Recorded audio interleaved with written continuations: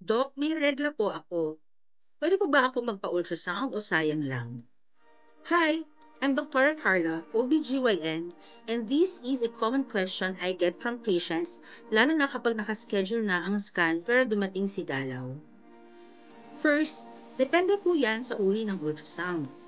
Kung ang ipapagawa ay transabdominal ultrasound, yung probe na nilalagay lang sa tiyan, then yes, pwede kahit may menses. Just make sure na puno ang bladder para maganda ang image quality. Pero kung transvaginal ultrasound, yung ini-insert sa vagina, technically allowed pero may mga downside. So kapag may dugo, minsan hindi gaanong ka-clear ang view ng uterus, ng endometrium at ovaries. Kaya kung hindi man emergency, mas advisable gawin ito after your menstruation para mas accurate ang findings. Pero kung urgent case like suspected toopic, torsion, or abnormal bleeding, tuloy ang scan kahit may regla.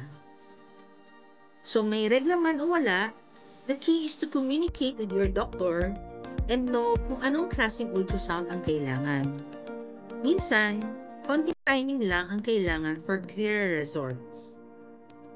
I'm Dr. Carla, and I'll always help you make informed choices. Kahit bumisita si Red.